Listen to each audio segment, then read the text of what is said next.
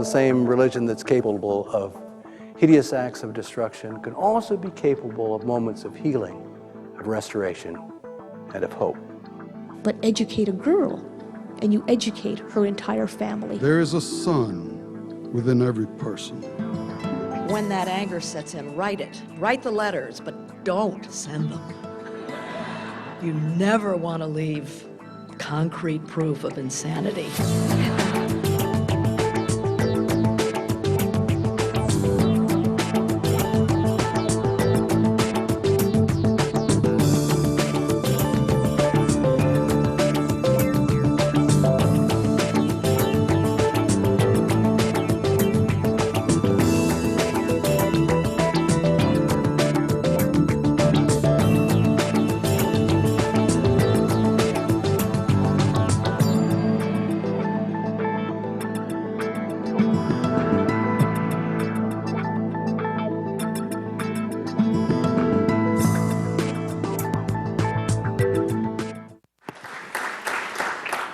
It is always a very great pleasure when you are able to work with somebody who complements your work in significant ways.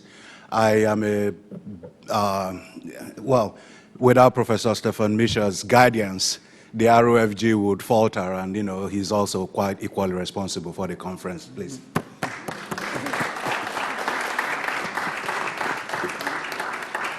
This is the first Mbanefo Foundation Conference on Modern and Contemporary African Art. At the meeting of the Center for Black Studies last week, Professor Claudine Michel, the director of the Center for Black Studies, Claudine, please take a bow, informed me that this is actually the first conference on this campus devoted to this subject of modern and contemporary African art. So I did not know that when we started, and that certainly wasn't the intention. The intention was to provide a forum for discussing some important topics that have emerged in our field of study. And this forum was made possible by the generous support of the Mbanefo Foundation, whose trustee, Mr. Arthur Mbanefo, is seated here in front.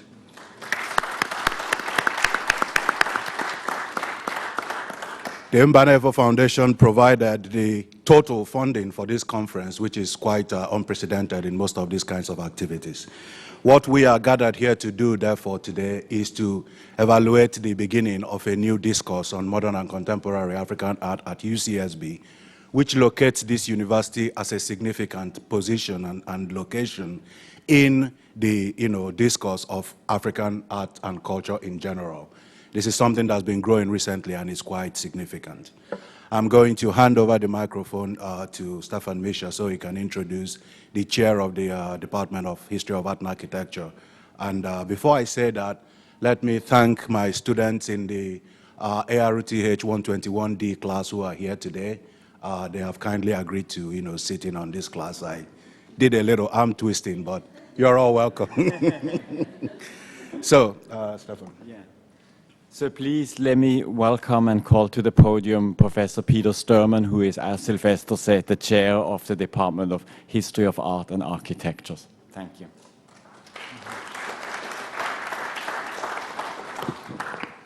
Thank you. I didn't prepare any remarks specifically. I thought I would just speak informally and welcome everyone, first of all, coming from across the country and from across the ocean. It's a great thing when so many people can come to Santa Barbara from so far away to bring your talents together and to put your minds together and create something new. I want to thank three people and institutions specifically. First of all, the IHC. Those of you who are not so familiar with our campus should know that the Interdisciplinary Humanities Center is a great resource on this campus and has been taken advantage of many times by people in our department, including myself about 15 years ago when I ran a conference on mountains in China. And their support and guidance and leadership has been fundamental, I think, to helping define much of the identity of UCSB's humanities and fine arts. Secondly, I'd like to thank Mr. Mbanefo. I think we all realize that without the generous support of interested people from the outside who are interested in seeing the endeavors of the talents that we have here in our institution flourish, it's very difficult to reach our full potential. And I think with that, the third person I'd like to thank is Sylvester. I've known Sylvester now since he arrived, actually before he arrived at UCSB. I helped recruit him, and I can say with absolute confidence that I've never known a person with more energy and more talent and more intellectual rigor than Sylvester. And the proof of that is this great constellation of people that we have here today. I'd like to now introduce the leader of the Humanities and Fine Arts, Dean David Marshall.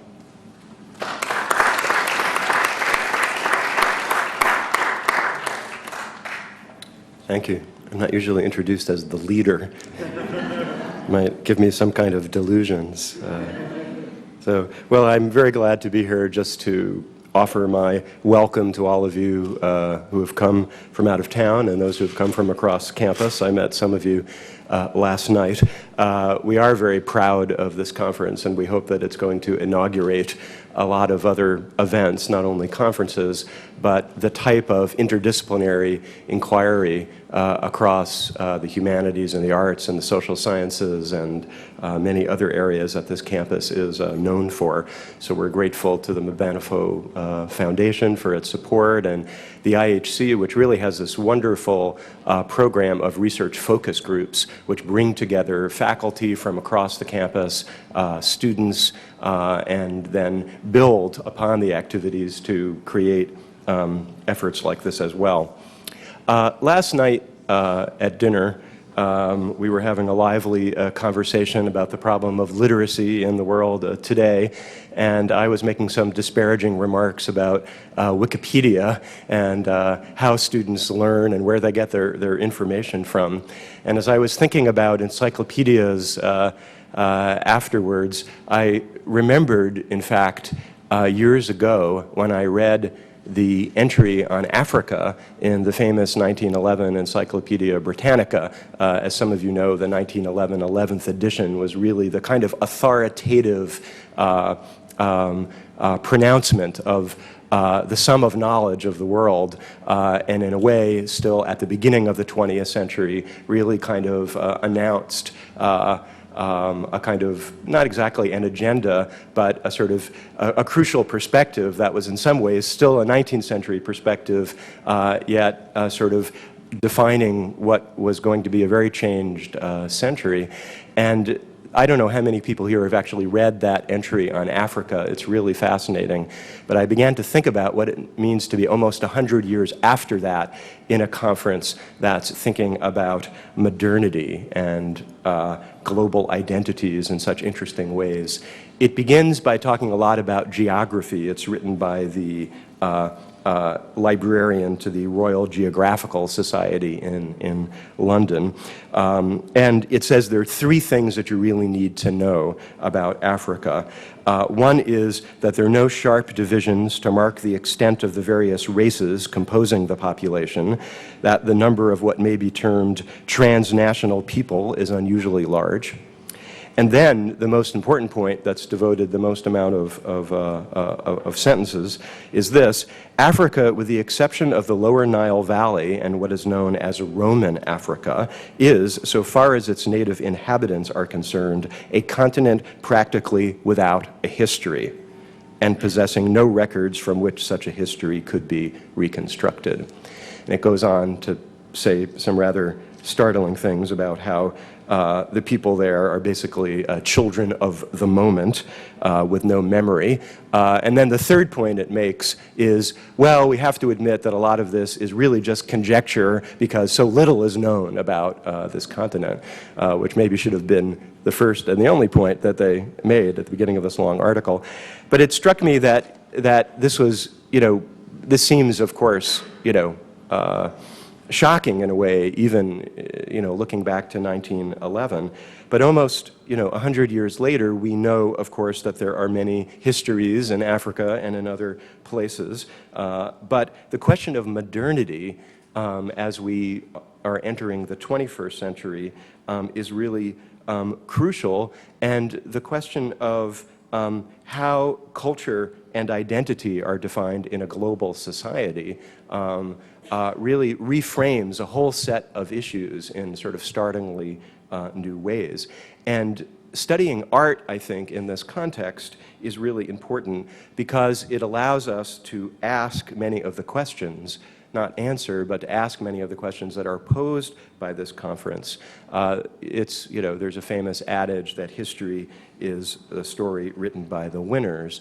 Well, art is in some ways the kind of battlefield, but also the site of negotiation for, I think, all of the issues at play in thinking about modernity, cultural politics, and global identity. So I think it's a really very, very productive way to focus these issues.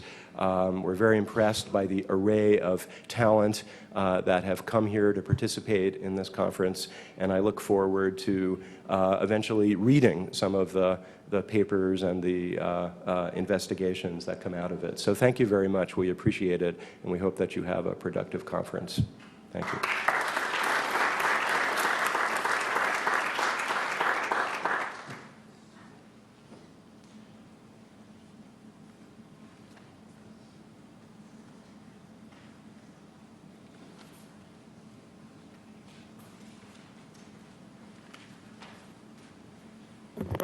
Thank you very much, Dean Marshall, for that very kind and wonderful introduction. I would like now to introduce the trustee of the Mbanefo Foundation, Mr. Art Mbanefo, please.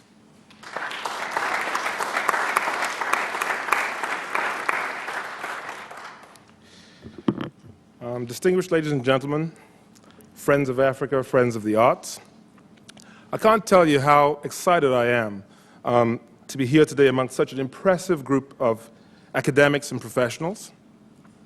I'm indebted to the University of California here in beautiful Santa Barbara for supporting the dream of a young man from Nigeria. When I first discussed the concept of a foundation based around contemporary African art with Dr. Sylvester Ogbeche back in 2003, he was probably the only person that I spoke to that actually bought into the vision I had. I had a number of conversations. The university, like any business, has many choices to evaluate. The fact that they were supportive of collaborating with Sylvester and I was thoroughly refreshing. The Dean of Humanities, David Marshall, Leslie Gray, and the rest of the people here in Santa Barbara have made this possible, along with distinguished panelists and presenters, and I'm indebted to you all. I'm in awe, and I really probably should not deserve to be up here addressing any of you, because I'm probably the person with the least amount of knowledge about the subjects which we'll be discussing over the next couple of days. I remember visiting Lagos from boarding school in 1982 and meeting a young Hank Drewell, who was cataloging Dad's collection at the time. I had bought my first piece, a Kikuyu carving, on a family vacation in Kenya in 1979, and I wondered why one would need a list of all the work. I decided to catalog my 6 or 7 pieces, clearly inaccurately, and I just look at that, and we're talking about 100 years, I look at, 25 years ago, Dr. Drewell is a big name in the space today. I'm happy to be able to say I knew him when.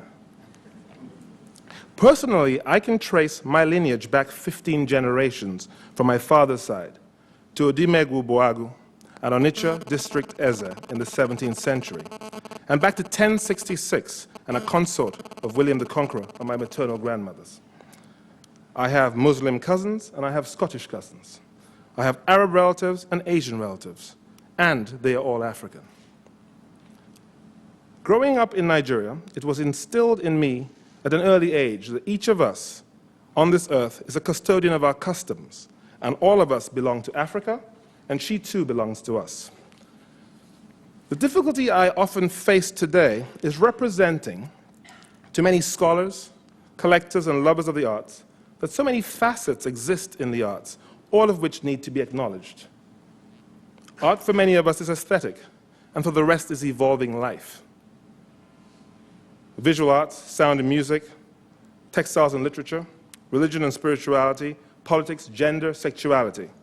you name it, with more tongues, complexions, customs, races, and tribes than just about anywhere else on earth. She continues to evolve. In the words of Plato, something new always comes out of Africa. African art for so long has been thought of in the tribal sense only. I sit on the advisory board for the Smithsonian Institute, and we've struggled, but over the last couple of years have opened up more to contemporary art. Spirituality and daily activities are explored by non-Africans, sometimes not necessarily grasping the deep meaning of the work.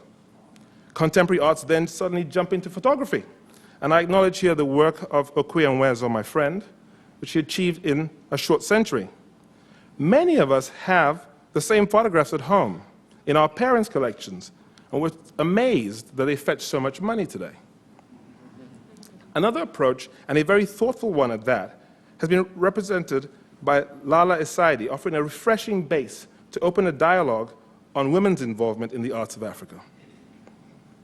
The 1960s was a period of hope, expression, a period of change, a period of newness, setting the stage for where we are today. I look forward to the day when my 3 young children can explain, as modern-day Americans, New Yorkers for that matter, the depth and breadth of their roots in the arts of Africa, from the flow of the Ijele masquerade and the bronze anklets of their ancestor Mbanefo Odu I, to great-uncle Benenwamu's tutu, some of the phenomenal work being done today by protégés of Bruce Onobrak-Beya. I look for increased inclusion between the arts of the Arab regions and those of the Sahel and the Sub-Sahara, from henna to Ashanti gold, and from the intricacies of the mosques of the north to the Ndebele designs of the kraal walls of the south. Our art has so much political history that we should share this further and all learn from it. Today, African art shows the realities of life on a continent that evolves with different influences and pressures. My late grandfather, Mbanefo Odu II of Onitsha, often used to sit with me and talk about the family's history and my future responsibilities.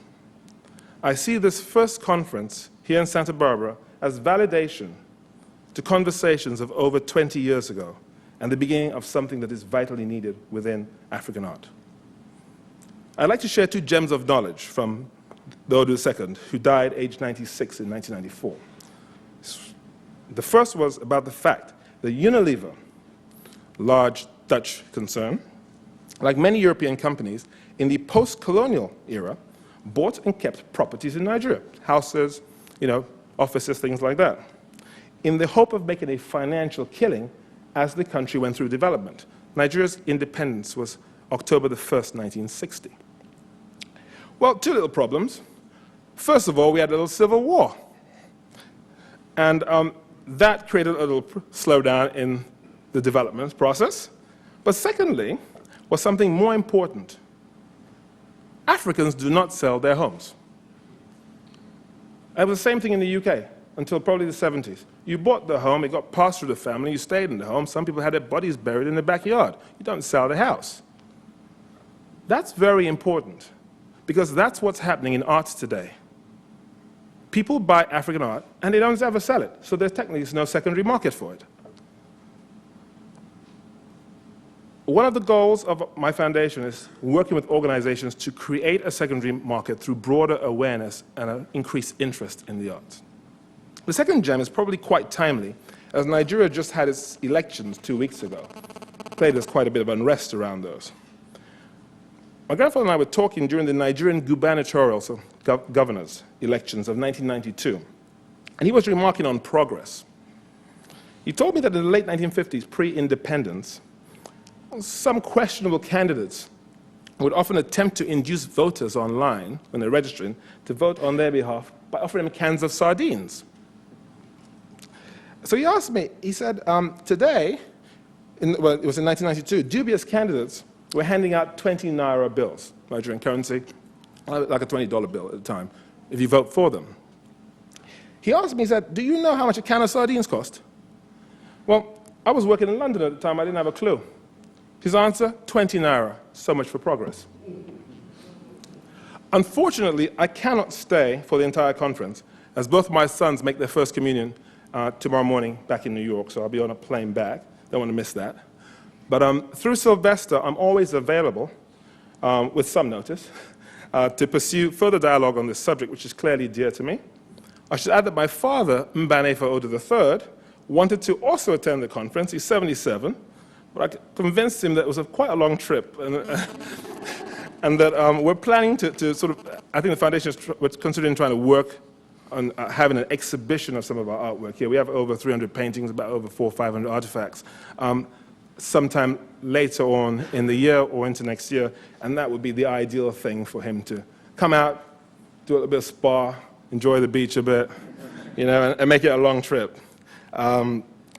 He started the art collection with my grandfather, and I owe him the debt of gratitude for spurring my interest at an early age. I grew up listening to a lot of jazz, seeing a lot of artwork, and every Christmas having to listen to every platter of Handel's Messiah. Enjoy the dialogue, and I remind you all that we're all Africans, and she and her arts belong to each and every one of us, and it's only up to us to preserve them. Again, thank you for making this a reality for me.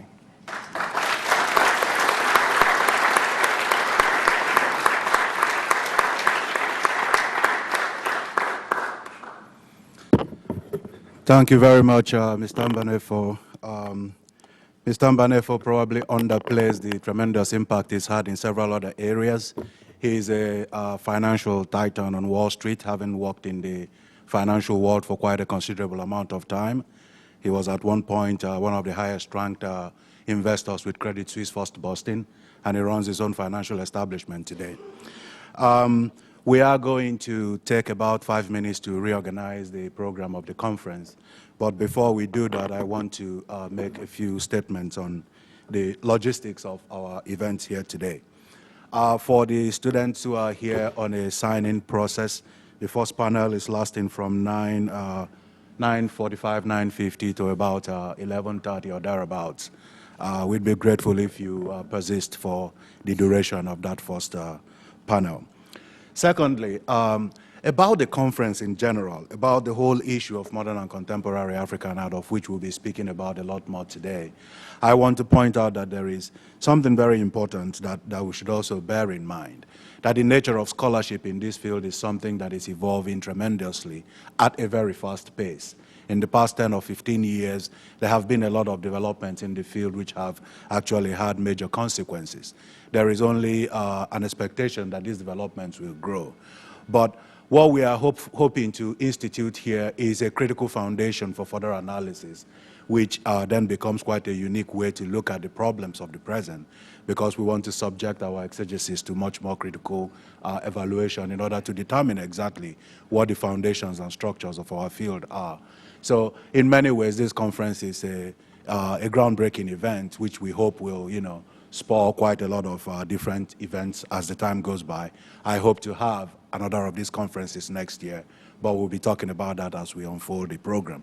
Please give us 5 minutes to rearrange our program. We'll be back with you in a few minutes.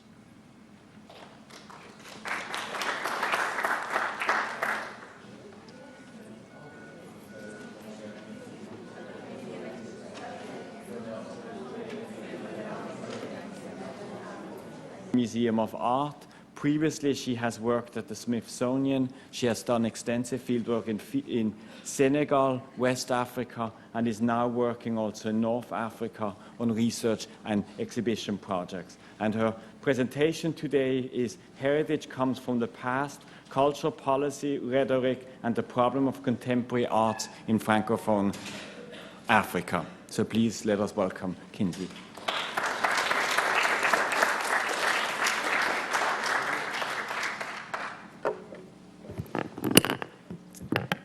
Is this okay? Okay, thank you. Very happy to be here, and glad that, oh, thank you.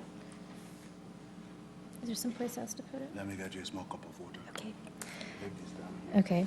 Take your first slide so we can see how good it looks. All right.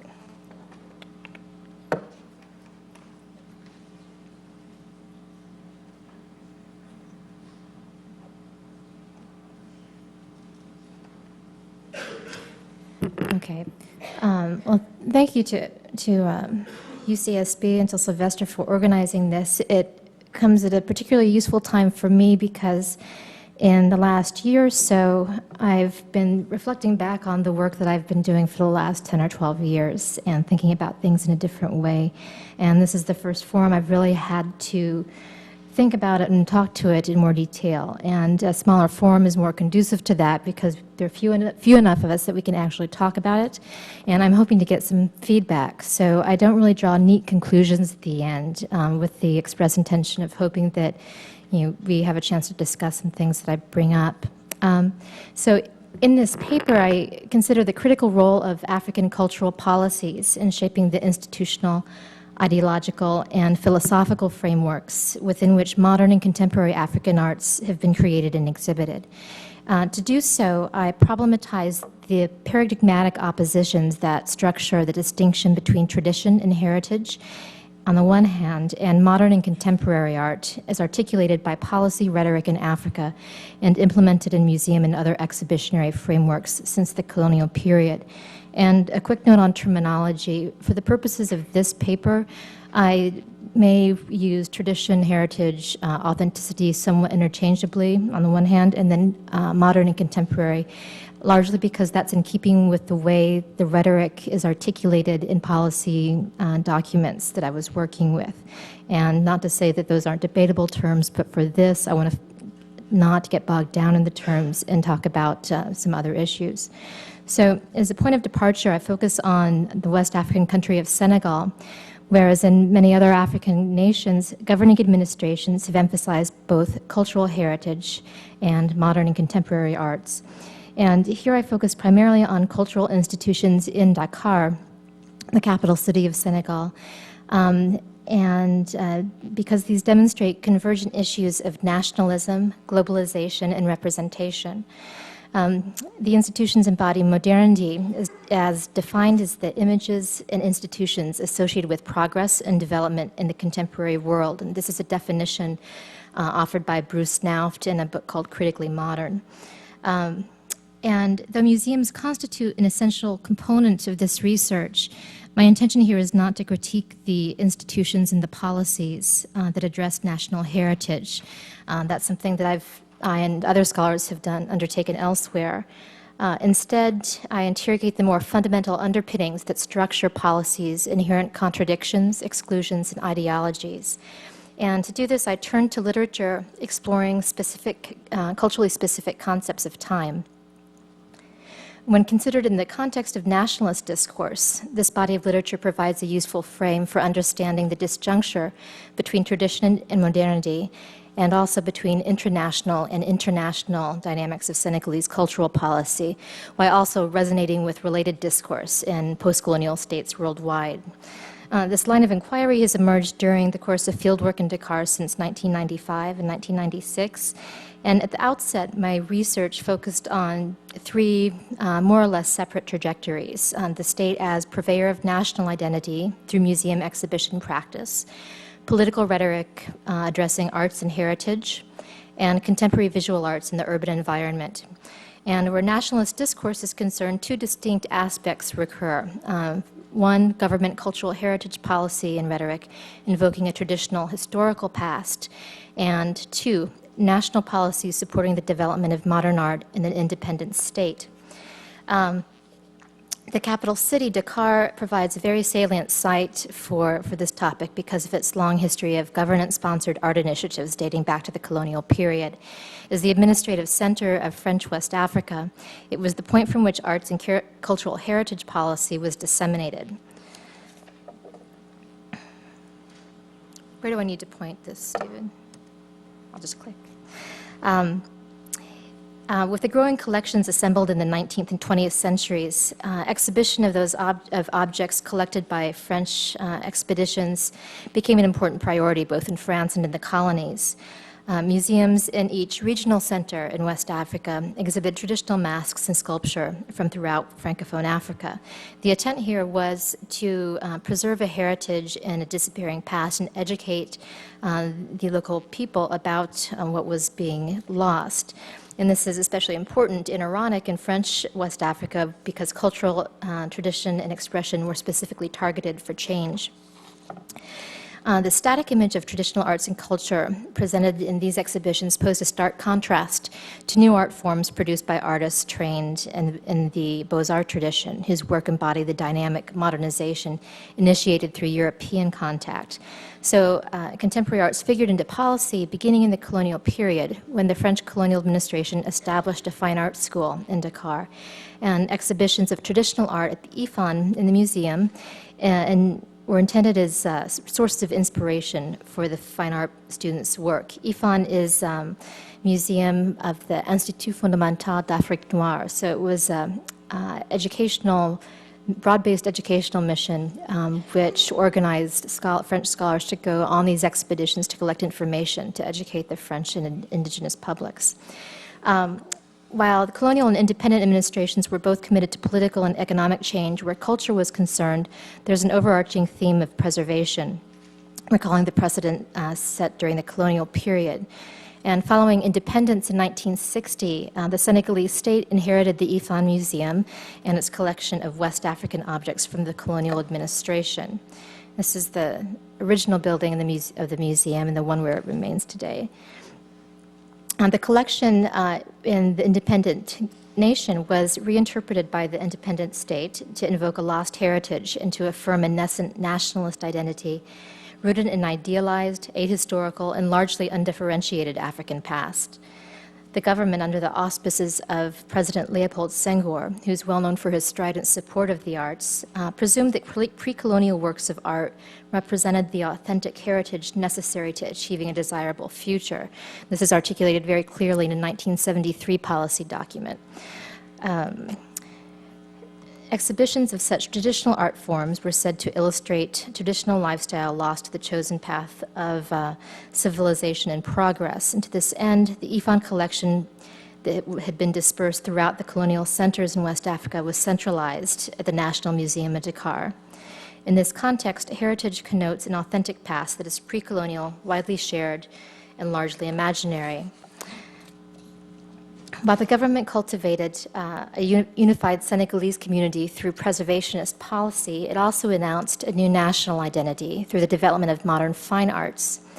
Building on the structures put in place by the colonial administration, Senghor established the foundation for ongoing state support of the arts and culture and created multiple forums for modern artists trained in fine art schools in Dakar and abroad. And some of the work I show here without going into detail. Work by these contemporary artists was perceived to embody the modernization process in shows such as Art Sénégalais d'aujourd'hui, Senegalese art today, and Contemporary Art of Senegal in the 1970s, correlated with the young nation's aim to establish itself as an autonomous player in the international arena. They featured the work of Senegalese artists, most of whom were trained in the Beaux-Arts tradition, largely painting. This is a tapestry that was designed by a Senegalese artist and created at a tapestry factory outside of Dakar. These exhibitions were intended to forge and proclaim a national identity for the nascent state in a global arena, one based on ideals of modernization while also maintaining respect for the past. Contemporary paintings executed in Western media testified to the modernity of the Senegalese culture, purportedly with the intention of dispelling the widely conceived myth of African primitivism among Westerners. The artists were deliberately identified as Senegalese, and their work was part of a nationalist development strategy in which policy and the arts played a prominent role. And this is a gallery at the museum, at the IFAN Museum in the 1990s. So in the independent era, which is post-1960, the emphasis by the Senegalese state is on both disappearing heritage on the one hand and also westernized contemporary culture on the other, which remains recognizable today. And Senghor's cultural policy remains an important historical reference, even though he left office in 1980. In Senegal and throughout Africa, policy has iterated the preservation of historic, tradition-based art forms in their exhibition. And state rhetoric does advocate the development of contemporary arts, but it's not in the context of heritage discourse. Instead, creative expression in the Beaux-Arts tradition is what constitutes visual expression and excludes diverse art forms throughout the city. And they're very deliberate in their agenda here, and it's through this infrastructure that the state positions itself as arbiter of the arts, culture, and heritage. The state is not the only purveyor of cultural policy and support for the arts, however, and this is something that became very clear once I actually got to the field for the first time. In recent years, international entities have supported cultural initiatives, working directly with local populations rather than through state structures. More concerned with grassroots development, these programs illustrate alternative strategies for more inclusive heritage policy. And I refer here to one such entity, the West African Ecopole Museum, pictured here. Based in Dakar, the Ecopole was established in 1996 as a forum for local and regional communities. It's located in Dakar's impoverished ex-industrial district, where there are lots of mechanics yards and other working districts. Ecopole programs engage underrepresented local residents, such as transient newcomers, homeless children, and women domestic workers. At Ecopole, urban communities' inherent resourcefulness frames conceptions of present and future heritage. At its inception, and for several years, the exhibition Ingénieuse Afrique, Ingenious Africa, was the cornerstone of the museum and embodied its fundamental principles. The exhibition has toured internationally, much like the government-sponsored exhibitions of the 1960s and 1970s, though with a different missive. It's comprised of objects made from throughout Africa, from recycled materials such as wire, scrap metal, and other discards. The exhibition articulates two essential ideas, the universality and continuity of recycling phenomena, and the importance of recycling in contemporary African experience. The materials used indicate the links between local creative production and global influences. There's Coca-Cola imagery that invokes ties to American and global consumption patterns, while articles made from misprinted albacore tuna cans, such as this, with multilingual script, invoke French and Portuguese influence in the region. And these objects are all things that are also constructed on site in workshops where artists and artisans work with young students and apprentices. It's interesting to note that this exhibition doesn't present objects as purely or even primarily aesthetic, offered to viewers to interpret with little guidance. On the contrary, its relevance to contemporary economic and environmental concerns is made very explicit. Indeed, such choices in repertoire and style are ideologically charged, and they attempt to bring these forms and the people creating them into the European hierarchy of artistic expression. In this context, museum programs highlight Africans' propensity for recuperation, especially the capacity to integrate diverse materials and cultures. Shared experience and symbols provide viewers with direct access to objects displayed. For example, here we have lamps made from the discarded cans from a local mosquito repellent. Yotox is, Yoi is mosquito, and Tox obviously is toxic. And so they're ubiquitous in the can form, and then they have the second life in the lamps. And at the same time, this dovetails with the Ecopole's health education programs. Such readily recognizable forms mediate between self and other without denying the diversity and concurrency of local, regional, and global identities. They validate urban experience and provide opportunities for economic development. However, in this case, the nation-state's no longer a prerequisite for the economic development, civic education, and cosmopolitan identities associated with modernity. Administered by a development organization, it's not attached to the state in any way, and by bypassing these state structures, it's not limited by the constraints of national heritage discourse or the conventional economic strategies of modernization. Instead, the museum provides access to larger regional and global economic networks and heritage discourse, while valorizing the creative capacity of local residents. In doing so, Ecopole essentially democratizes the museum concept, bringing local experience into the fold through the legitimating structure of the museum and locating it in a Western hierarchy. Instead, Ecopole and ENDA rhetoric locates contemporary creative expression in an ongoing heritage, one that's taking place at present and in the future, and one that derives from the diverse population's experience rather than one that is disseminated by the state. Ingénieuse Afrique and the Ecopole then provide a counterpoint to culture represented in state-sponsored initiatives and create an alternative conception of heritage, art, culture, and history that incorporates urban experience.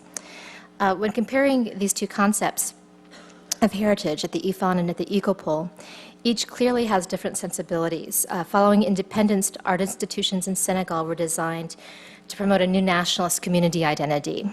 At IFAN, abstract historical conceptions of heritage predominate, and cultural adaptation correlates with cultural extinction. Where modern art is concerned, the community to which the state refers is a national one positioned within an international system. But it doesn't really accommodate the variety of different communities within the Senegalese public itself. In addition, where state rhetoric perceives modern art as rupture, the Ecopole recognizes contemporary creative expression as innovation rather than loss. Ingénieuse Afrique and the Ecopole respond to the vanishing heritage paradigm, presenting urban creativity as continuity rather than rupture. The history of modernity has always been pluralized by these disruptions and recounted in the register of a counter-modernity, where different memories are reconstituted, telling the stories of the silenced or the more marginalized whose experience of modernity has and continues to be more profoundly ambivalent. Indisputably, colonial experience has substantially influenced development of heritage in the arts, but to say that it extinguished a culture is defeatist, and it denies local dynamism and agency, when in fact people transform existing forms as they draw on an ever-expanding repertoire, and they always have. Viewed from this perspective, tradition and modernity are conflated, and the oppositional paradigm between the two is destabilized. So this off-sided and much maligned dichotomy is not merely a conceptual matter, though we discuss it a lot from that point of view.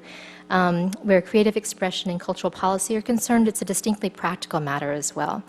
One interview in particular illustrated the way that this is manifested in cultural policy in Senegal. And on this occasion, a highly placed government official, thank you, in the Ministry of Culture informed me that between heritage and contemporary urban expression, and I quote, there is an inherent contradiction. Cultural heritage comes from the past. He further dissociated the two realms by adding that heritage is not a part of contemporary experience and it must be protected from it. So there's this perceived opposition that may have originated under the colonial administration, but it's had ongoing effect to this day. So in the section I have entitled Appropriate Time Constraints, because I'm running out of time, I'll say that even though scholars have kind of discounted this idea of an authentic past, policymakers have not been inclined to do so. And one way I've been thinking about this to kind of parse this disjuncture between contemporary arts and heritage policy discourse, I turned to literature exploring culturally specific concepts of time, which many scholars associate with representation, especially in the face of received Enlightenment values. So here I am suggesting that the assumptions of Enlightenment-based thought, in which history is perceived as linear and qualitatively progressive, informs nationalist administrative cultural policies in creative communities. But that denies a sense of process and agency that really allows for transformation. The same scholars that have theorized agency and practice are among those that have talked about culturally diverse conceptions of time.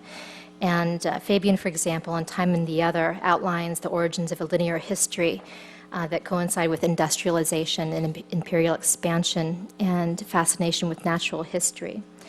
And there are two different kinds of time that scholars have talked about. One is monumental time, which refers to history in its greatest scope, reaching into the past back to antiquity and beyond, and ending before a very ambiguous present. And it's marked by established historical events and other completed actions. This is the time of the nation state. It's one that the European powers brought in with colonialism and established, but has become integral to the existing administrative structures and cultures.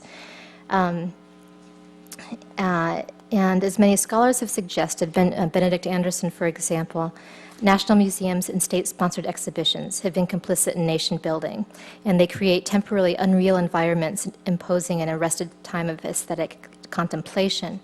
And within galleries of African art, one often finds a certain unity in one that echoes that declared by the government. In the statement by the official above, there's a marked distinction he makes between contemporary and heritage. Now, this is something that's very clearly different from the rhetoric at the Ecopole, where present-day experience is considered not only part of heritage, but central to it and constitutive of it. And so in this way, it valorizes what people are doing in the present day. And I'm going to skip to my conclusions, and I can go into this more in discussion. The things that come to mind is, one, if heritage is what valorizes and validates identity in people's lives, as the government articulates with respect to this authentic past, then I wonder whether continuing support for contemporary arts as separate from Senegalese, separate from heritage, if in this case the Senegalese state is undermining the legitimacy of the citizenry as viable participants in the nation's national system. And a second point is, one scholar made a statement that riveted my attention. She says, we are all to some extent historically determined by the Enlightenment, which I think is a fair assessment, though I think we need to consider the various ways in which our experiences are defined by it, and this, a forum such as this is one way of getting at that.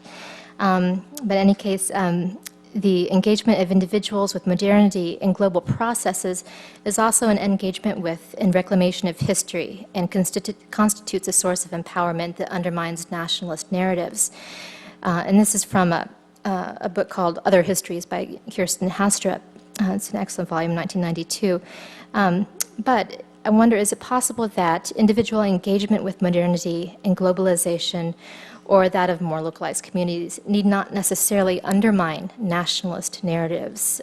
We've all, at one time or another, asserted that cultures themselves and traditions are not static, and so it seems that it should follow, then, that national institutions, which are equally cultural constructions, also have the capacity to transform.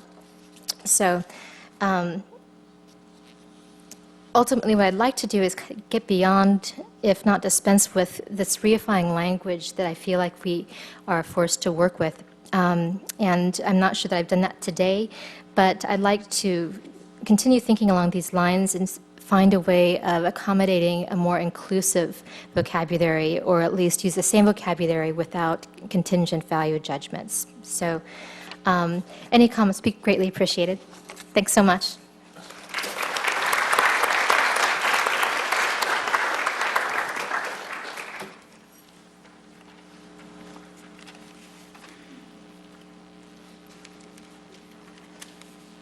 You might have noticed we did not have our first speaker on the program, Francis Ukiyomo, unfortunately due to logistical problems, could not be here. So actually in this panel we are making up with time, and since we have a dense program, that's perhaps good.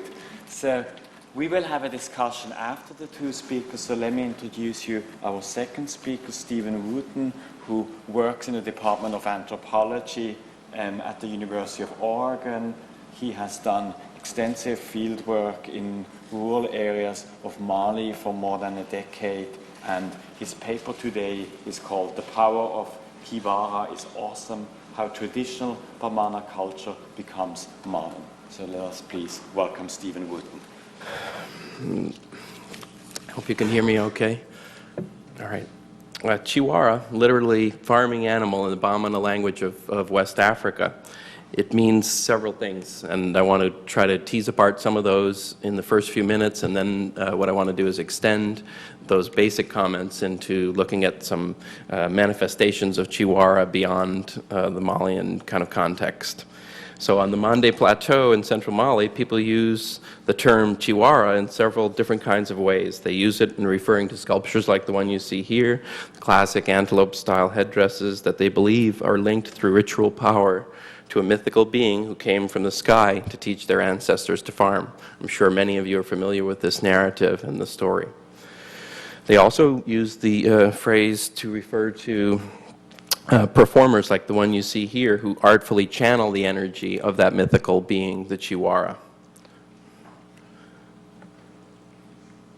They can also use it to refer to a specific person, a champion farmer, somebody that embodies, in this case, the qualities of an outstanding farmer who is able to accomplish more than his peers. Since 1992, I've been involved in an ongoing ethnographic study of the interconnections between these different but related usages. And in the process, I've come to learn a good deal about the central role these various kinds of Chihuahua play in the way that local people make a living and how they make that living meaningful. In other presentations and publications, I've documented and analyzed these dynamics really closely with an eye toward appreciating the continuing vitality of the complex in situ, in the Malian context, in this rural context on the Mande Plateau. In that work, I argue that Chihuahua is a traditionally modern institution, an institution that's dynamic, that's culturally sensitive, and is not an archaic kind of relic, a stand outside of time phenomenon. In my presentation this morning, however, what I want to do is look at a new avenue of research that I'm pursuing. I'm in the process now of examining the role Chihuahua play in an arena of cultural production outside the village setting, beyond the millet and sorghum fields of its origin, beyond the Mande Plateau, beyond the Bamana area of Mali. Essentially, what I want to do is a study of Chihuahua's power beyond its homeland. I'm in the midst of a large-scale project designed really to map the movement of Chihuahua from this agrarian homeland into the wider world, onto the national stage, and the international stage, and the global stage. So the presentation that I'm giving you today is a sketch of that. It's a map that kind of takes us from these rural environments all the way into the kind of global arena. So in 20 minutes, I'm going to be very brief in my comments about all these little points along the way within the map, but what I want to be able to do is signal where this project is going and where Chihuahua has gone. And I think from these first slides that I've shown you that reveal the kind of village setting that I'm most familiar with Chihuahua in, you'll see some of these slides as we go through now are going to take us well beyond that kind of arena, and the questions that poses for me and for others that are interested in a so-called tradition-modernity split are very interesting, I think. Okay, so in a short period of time, relatively short period of time, I've been able to identify a staggering number of Chihuahua manifestations, and I welcome all of you to give me any Chihuahua manifestations that you're familiar with. I'm basically trying to build a catalog of all of the Chihuahua manifestations that we might know of outside of the context. I'm sure all of you have examples, and I'd be happy to catalog them. In a short period of time, I've come up with lots of different utilizations of the form. This is a logo for a French website, a design company. And they're very, very far removed from the arena of farming that the Chihuahua is originally connected to. Because my exploration of this process is ongoing and my time today is limited, my presentation will consist of a short mapping exercise. I've elected to highlight a small handful of illustrative cases that reveal how a form that many outsiders see as the so-called traditional African expressive culture, element of traditional culture, has become enmeshed in a series of very so-called modern contexts. Along the way, I will identify what I see as the central issues engendered in these cases and briefly discuss some of the implications of these shifts. In what follows, I explore the Chihuahua on the national stage in Mali, within the region, West Africa, in France, and then in the United States. Before moving on, however, I want to thank Professor Ogbeche and Mr. Mbanefo and the Foundation for inviting me to participate in this distinguished forum. As the Bamana say, Aniche Anibara, thank you, and I honor your work. It's a pleasure to be here, and I appreciate that. So, since the 1990s, images of Chihuahua have proliferated in and around Bamako. For several days in June 2002, I plied the streets of the city in a rented taxi just to document as many as I could find driving around the city. I thought that would be a kind of a shotgun approach to finding as many images as I could, and I found them everywhere, from this in the city hall to billboards for a particular bar, nightclub, and NGOs as well. And the bustling metropolis is kind of filled with all of these images on that kind of urban national scale. And there are a variety of very kind of modern institutions like City Hall, like a bar, restaurant, and like an NGO. The utilization of this traditional image in these contexts is interesting, I think. What can be made of this proliferation? Why is the Chihuahua so significant in this kind of struggling to be modern urban context? While my analysis of the phenomenon is fairly preliminary, it's clear that the image carries a great deal of meaning in the urban setting, a different meaning than it carries for rural farmers on the plateau. Urban people I spoke to said that the Chihuahua stands for important things. They mentioned hard work, history, heritage, honesty. They always spoke with tones of respect and honor when they used the term. Feeling like I was onto something, I began to ask people on the street if they knew of other examples of the Chihuahua in the urban mainstream. The examples continued. There's a Chihuahua Academy. There's an NGO that makes a pump called the Chihuahua. There's a Chihuahua for commercial prowess, somebody who's really good at entrepreneurial activities. It's an internet server for Sotelma, the national telephonic system in Mali. It's also a prize for outstanding scientist at ICRISTAT. It's a prize for educational programming. The government gives out a Chihuahua prize to people who they think have done tremendous work in Mali, like ATT, the president. Rokia Traore, who many of you probably know, a popular singer, has enjoyed much success with her song Chihuahua, which one person commented should be the national anthem of Mali, which is interesting. Recently, my request for more manifestations of the Chihuahua has led me to a host of new appearances. I'm just going to run through a few of these, and you can kind of locate the imagery and the utilization of the terms on these pages as well. One particularly striking new manifestation is this.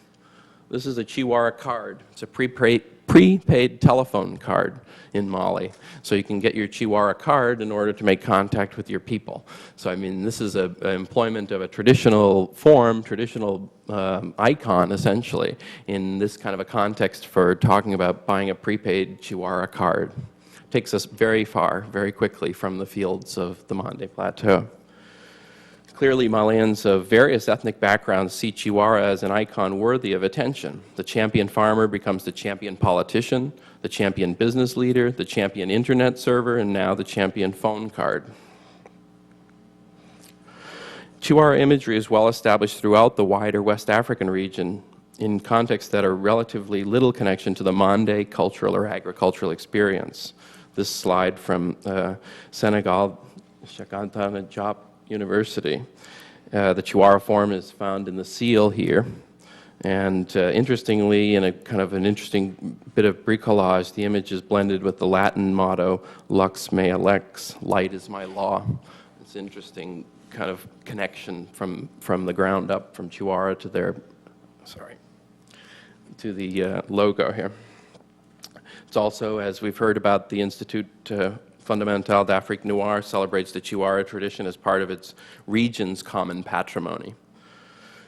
Also, the West Africa Museum Project, whose mission is the preservation and study of the region's material heritage, uses the Chihuahua as its logo. It's kind of small up here in this particular slide. Interestingly, the best-known regional manifestation comes from the sky, like the mythic Chihuahua itself. Probably you know where I'm going with this. Throughout its existence, the now-defunct Air Afrique used a stylized version of the Chihuahua antelope as its official logo. In doing so, it helped elevate a symbol with a rich and deeply localized profile to international status. During its heyday, the airline had routes across Africa into Europe and the Americas. On a daily basis, then, Chihuahua traveled the world, seeing and being seen by thousands of people, the vast majority of whom knew nothing of the meaningful world of origin. Instead, they saw and understood the form as an icon of Africa in a general sense. So moving on to France. Early French colonial officers and administrators took interest in the antelope form for sure. Captain Archenard, known as the so-called conqueror of the French Sudan, is said to have been one of the first Europeans to send an antelope headdress home for display. Indeed, one of his acquisitions, shown here, was used to help launch the Musée d'Ethnographie de Trocadero in Paris in the 1880s. Archenard's original act of Chihuahua promotion has magnified in French culture for more than a century now. As numerous art historians have shown, various kinds of African sculpture displayed at cultural sites like the Trocadero played an important role in the emergence of some of Western modern, so-called modern art's most revered figures. Of course, Pablo Picasso is a celebrated example of this, which you're all familiar with. However, it's also interesting to note that the Chihuahua form was something that he took interest in as well about the same time. This is Picasso's Two Antelopes, 1907, and the antelope headdress, Chihuahua headdress, Picasso in his studio.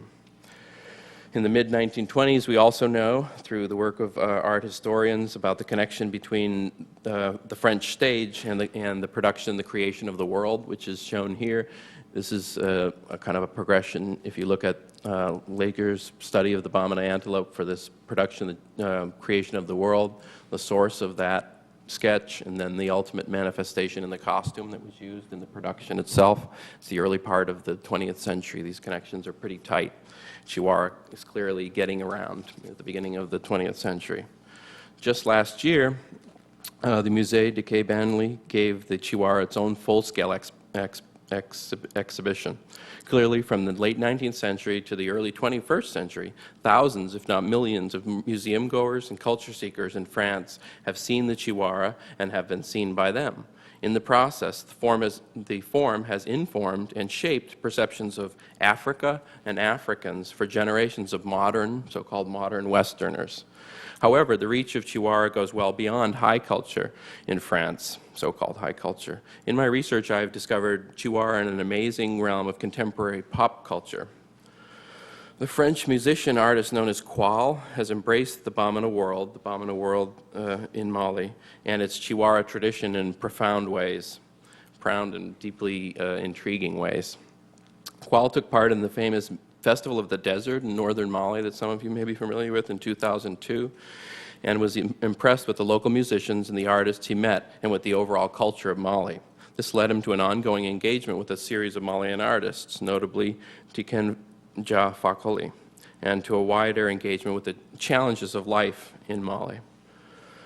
Upon his return to France, Qual recorded Mogoya, Humanity, in Bamana. According to Qual's MySpace page, I quote from his MySpace page here. It's maybe the only citation to a MySpace page that you'll see all day, I guess.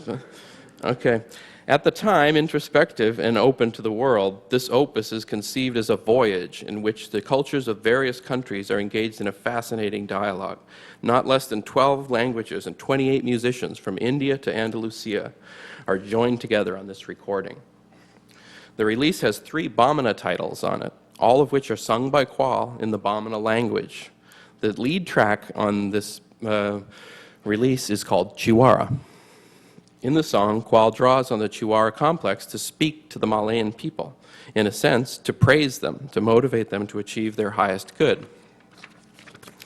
A few examples from the lyrics reveal his grasp of tradition and its potential to honor and inspire people. So I'm just going to kind of be Qual for a few minutes here.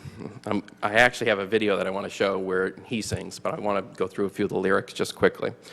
Okay, so Qual says, Chihuahua, Chihuahua, ever since Kurukan Fuga, this Jamana is being built with one goal. Since the rise of the reign of Sunjata, since the rise of the lion, you have been rising, Mali. Ever since the rise of Sunjata, you have been rising with power. You have been rising with dignity.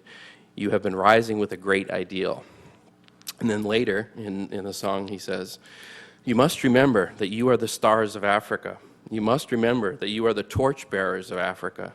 It is a well-known fact that power, governance, originates here. All great men know this history.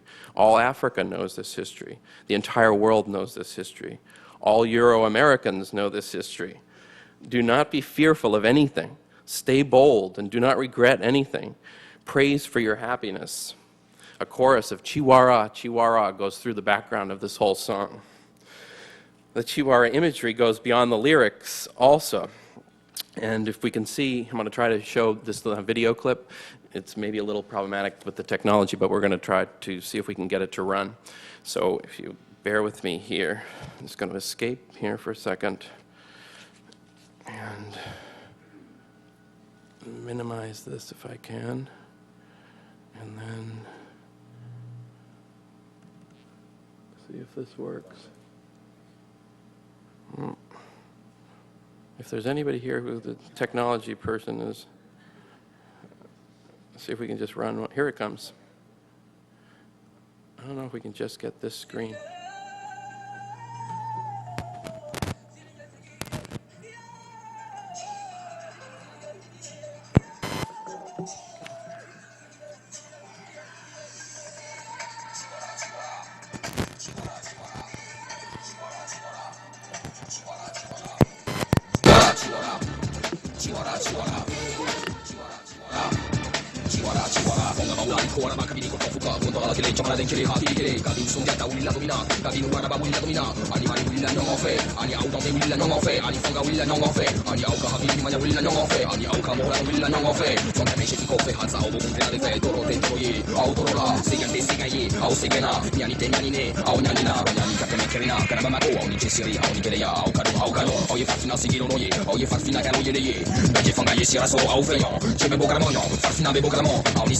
I think in the interest of time, we'll just kind of give you a sense of what he's up to there, and I want to talk a little bit more about some of the issues that this raises. So I'm just going to pause it here. We can watch it later if anybody's around and wants to see that. It's pretty interesting. Okay, an interesting twist, actually, if you think about Qual and what he's up to. Here he is acting as a self-appointed griot to the contemporary Malian people. In a sense, he's returning Chihuahua to Mali in the context of a motivational speech. If you listen to some of the words that I read from his lyrics, he's basically talking to the Malian people about rising up and remembering their history and things like this. In a weird twist, he's kind of returning what Archnard took before, 100 years ago. He's using Chihuahua now to speak back to the Malian people in the Bamana language to talk about their heritage and talk about their capacities. There's so much more to explore with Qual, but we're not going to stay with him now. We're going to move on to the U.S. context and talk just briefly about the U.S. representations of Chihuahua before I close up. Like their counterparts in France, American audiences obviously have been interested in the Chihuahua form, albeit for a somewhat shorter time. While examples of Chihuahua have been documented in the U.S. beginning in the early part of the 20th century, it really wasn't until the 30s and 40s that museums and private collectors began to add antelope headdresses to their holdings in growing numbers. By mid-century, prominent U.S. art collectors such as Nelson Rockefeller had established traditional, so-called traditional African art as a significant component of their celebrated collections, opening the way for a dramatic expansion of attention to African material culture. Chihuahua has been an integral part of that expansion. This is a book that has the plate, Nelson Rockefeller's library plate, which interestingly was chosen to Chihuahua form for this. As many of you probably know, in 2004, Alicia Lagama organized a symposium and exhibit called Genesis, a path-breaking exhibition on African objects at the Metropolitan Museum of Art. Due in part to its prized status among collectors, the Chihuahua tradition was the centerpiece of the show, as shown here. And also, as probably many of you know, the sales of Chihuahua headdresses continue to be very brisk. This one sold at $78,000. Recently. Clearly, the Chihuahua form continues to be exalted in the elite U.S. art world context to play a role in the construction, ultimately, of a so-called worldly consumer of African expressive culture. As in France, the Chihuahua has had a dynamic life outside the museum world as well. In particular, the African-American community has embraced and nurtured a close relationship with the Chihuahua form. Lorenzo Pace's 300-ton granite structure, Triumph of Spirit in New York City, shows this connection very clearly. And you can just briefly look at the text here that talks about the connection between Pace's work and the honoring of the slaves who were buried at the African burial ground in New York City, and his inspiration for that coming from the Chihuahua form.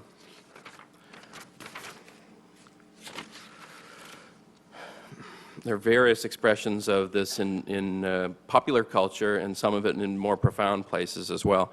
This is an interesting one. I think the text is illustrative of some issues as well.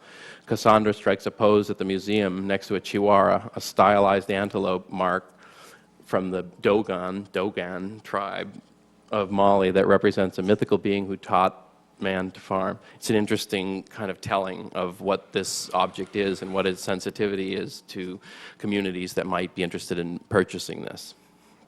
So I'm going to briefly just go through a few examples like this to show you where it turns up.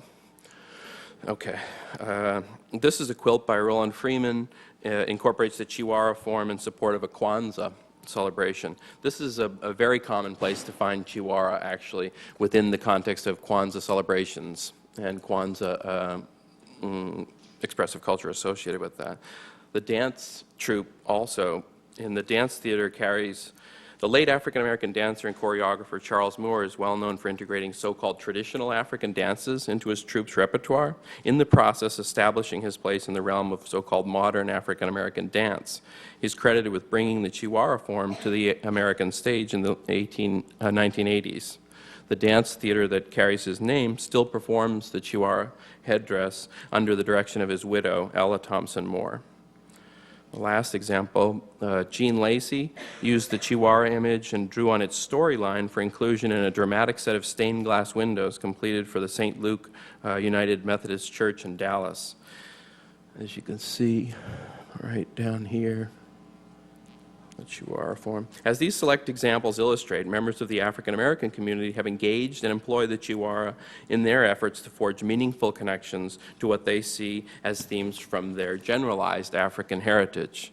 In this context, traditional Chihuahua form has been integrated into the formulation of a modern diasporic identity. So, people on the Mande Plateau tell me that the power of their Chihuahua is awesome. They tell me that their Chihuahua have the capacity to influence and affect the world around them in profoundly important ways. The man pictured here, a distinguished Chihuahua performer, has taught me a great deal about the power of Chihuahua in his world, and in the process has put me in a unique position to explore its power beyond his community. My mapping of the journey of Chihuahua into the world beyond the fields of rural Mali would surely amaze this man and the people who are affiliated with that form in the context that I'm most familiar with. Clearly, what some see as a quintessentially traditional phenomenon has been and continues to be employed in the construction of very different kinds of so-called modern identities and realities, ones where farming and the indigenous ritual of the order I've experienced on the Mande Plateau are quite far removed. As I've shown in this presentation, people who are far removed from the day-to-day realities of agrarian ways of life recognize the significance of the imagery and the power of Chihuahua, and through their actions and representations, they use it to bring meaning to new concerns and new activities. Indeed, this is just what their traditionally modern rural counterparts do. In both contexts, then, the power of Chihuahua is truly awesome. Thank you.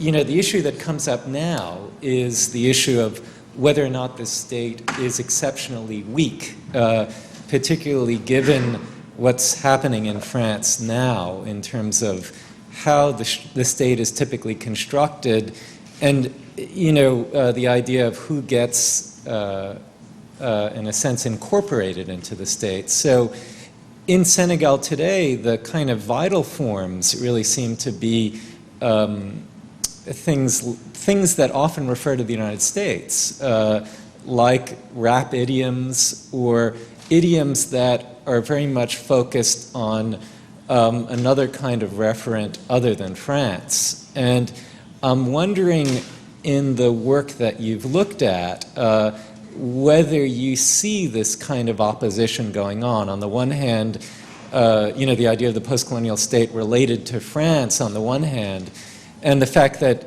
in recent past, people could get good jobs by being hired in the civil service. That's no longer the case in Senegal. Instead, people are looking for business opportunities, looking for ways in which to be connected with the US, particularly. And I'm wondering, through the artwork, whether you see that this kind of link to the U.S., to more potent kinds of idioms are present in the work. Sorry for that convoluted question. Yeah, no, I understand, and absolutely. One of the persistent criticisms, for a good 30 years, has been the inefficacy or inefficiency of the Senegalese state to really address what's going on by the majority of the residents in Dakar in Senegal.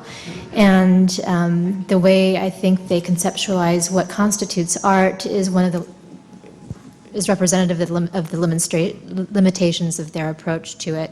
And that's why this museum, the Ecopole, was established, because it accommodates a much more diverse visual culture that you see throughout the city in murals and in these more dynamic constructions and making do with whatever materials are available. And there isn't a place for that in the state exhibition and collecting structure at all, and that continues to be the case. And the Ecopole, too, has such an economic orientation, and it's very grassroots oriented. And so there's this matrix of creativity in terms of economy, aesthetics, politics, social, civic education, everything that kind of comes together, whereas in the state, they're relatively disengaged. And so I think it speaks to what I think you're talking about, how the state adheres to this certain, Francophile tradition of cultural policy that doesn't seem to function very well in practice, whereas this is an institution that takes practice as its point of departure rather than concept. Does that speak at all to what you were getting at? Yeah. I mean, I guess I agree with what you're saying, and I'm wondering, with the use of recycled material, for example, whether or not there's a reference, in a sense, rethinking what the point of reference is. That's the... Yeah. I mean, whether in the work itself that you've looked at, Absolutely. whether you see that. In other presentations, I've brought in more examples of the popular visual culture in Dakar, which is linked to that use of very global, or the materials show a global reference. For example, there's one image I did some work with in these mechanics yards where they work on the vehicles that sport very, very dynamic decoration and painting. And the time I was there in like 97, 98, a lot of them were painting Air Medina with a Nike swoosh. And so that's a very deliberate reference to something that's kind of conceptualized as an American in the abstracted sense ideal. And I don't see it as kind of monopoly of Nike at all, really. I see it as kind of choosing an emblem for a certain aspiration for the trajectory an individual of modest means can take to achieve something in their dreams. And so, but yeah, there's this popular imagery that's recognizable to diverse publics, but I think is understood by the different people in very different ways. But looking at that imagery is a way of looking at what those relationships are, and the state doesn't really permit those to exist. Any other questions? Yes, please.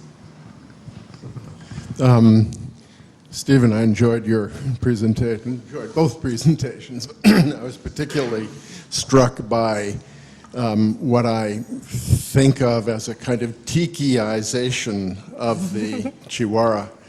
And it's the Chihuahua and the Asante Akuaba that have become international symbols of Africa and African art. There have been quite a few studies of the Hawaiian Tiki. I don't know if you have drawn upon those in your own analyses, but I think they could be useful to you. And Doran Ross, as you may know, has done a little mini-study of the Tikiization of the Akuaba form in Elizabeth Cameron's Isn't He, She, a Doll?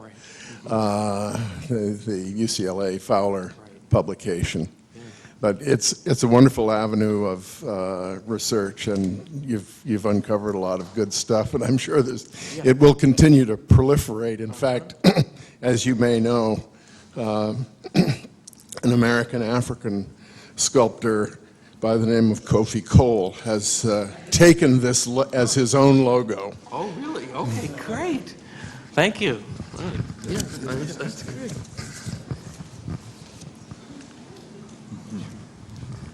Any other questions or comments from the audience? Well, then I have something. I'm kind of... Okay, please go ahead, Sylvester. My question is in reference to the artistic production of the chihuahua. Has that changed locally as a result of this international fame? Clearly, the artist is now seeing himself part of a global community.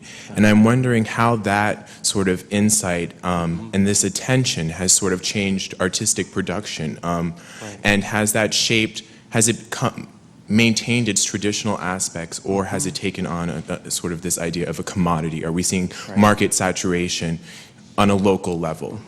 It's a great question, and it's a little bit of both, I think, depending on the particular output, where the sculpture is headed. You know, if the sculptures that you saw in the first few slides were produced kind of in a local setting, a village setting, by somebody who was a resident in that area, for people on commission in that area. But lots and lots, as you're probably well aware, lots of chihuahua get produced in big workshops all over Africa, actually. You know, in Mali, for sure, in big workshops, but in other places, in Dakar and other places as well. So there's actually kind of simultaneously different kinds of production systems for different kinds of outlets. So I think your question points to the idea that there could be a feedback system coming into the kind of more workshop settings, the more commodified workshop settings. The blacksmith carvers that I'm familiar with on the Mande Plateau are pretty localized in their production and their kind of inputs that are coming into their creativity, and they're not necessarily tuned into that kind of a global manifestations, like some of the conversations that I can see having now with some of these images and showing chihuahua in these various places to people in the localized setting will create some interesting debate and discussion, I'm sure. People in the capital city of Bamako and other places in Dakar are definitely well aware of the interest in the form, and that's been going on for over 100 years, really. As soon as people started collecting that, workshops were said to have been constructed in order, not just chihuahua, but lots of forms, to produce them for the export market or for collectors in the region too. So I think both, actually. The images that I showed at the outset of those chihuahuas in context, those don't have the same kind of feedback. The system hasn't reached that kind of a spot, but definitely in the urban commodified region, for sure. Yes, please.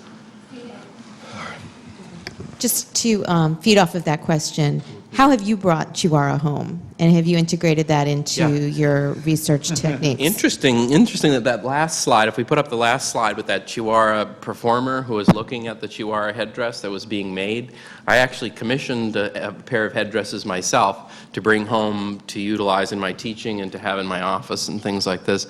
It's like the only African sculpture that I have, actually, and the blacksmith who made that headdress, do you remember the image of the guy holding it and looking at it? It's just being produced by the carver, and the chihuahua performer is checking it out to see what, you know, the content of it is, how does it look. And an interesting part of that dynamic is that when the blacksmith agreed to carve them for me. He agreed to carve them for me a little smaller than they would be if they were going to be used on somebody's head. I wanted to be able to stick them in my bag to bring home. So they were smaller by command from me, who was commissioning the work. And also he told me that they weren't dangerous, which is really important. Dangerous in the sense of power that might be associated with something that's deeply connected to people's ritual and religious worlds. He made it very clear that these headdresses were not going to be kind of blessed, essentially, with energy that could potentially be harmful to me as somebody who doesn't understand completely the form and its power. So he said, you can definitely take these home. You can show them to people in your class. You can do whatever you want with them. They don't have any bossy, no power, no particular amulets associated with them. So they are in my office, and they are safe, and they do go to class every once in a while. And they don't necessarily harm anybody. took me way too literally, but that was so interesting. Okay. Sorry. I actually meant how does your global research affect your research when you are in workshops with local carvers? Do you incorporate that into your dialogue, what you found of Chihuahua? Yeah, I began to do that, and in part of the discussions that I had with, like in that 2002 round of fieldwork that I did in the city, talking to local people in the village setting about the things that I found in the city, talking to them about that is one of the most eye-opening kind of conversations that I've had in years of research. You know, people thinking about kind of, we would talk about it as appropriation and kind of loss of something that's profoundly important to people being kind of utilized in the capital city by people who can't farm, is the way that they would put it. They can't take care of themselves. They don't know anything about Chihuahua that we have. Our Chihuahua help us farm, and the Chihuahua that other people have are just kind of empty. They're white Chihuahua, not white in the sense of skin color white, but kind of empty Chihuahua. And they talk about it as kind of a theft, almost, that people are using these symbols way beyond, and then the conversations that I've had haven't had the dimensions of, you know, Air Afrique and all of the other kind of elements that I've shown. But definitely people in the local setting are kind of turned off by the utilizations of it in other kinds of places. Any other questions from the audience? Maybe I should say something about that, if you don't mind. Sure. Yeah. I think that's quite a very important issue about ownership of, you know, cultural knowledge and intellectual property, which for me is really where the work now needs to be, you know, to be done to proceed. You know, who owns the knowledge of Chihuahua, and why would it be so easily accessible for exploitation without any without any remuneration to the producers of the form, for which it still remains a very important you know, cultural object. I wanted to also point out on the issue of Drew Thompson's question about globalization of Chihuahua, that Mande culture has been globalized since the 12th century, which would, you know, throw quite a very big wrench into that idea that Chihuahua just emerges. In fact, one of the things that's been picked up in the studies of African populations in the Americas is among the early identifiable forms that we've been able to at least track, Chihuahuas make an appearance in some manner, if not in the actual form of the object, but in the practices of the knowledge system that the Chihuahua supports, you know, which was used in places like Haiti, Cuba, and then the southern United States.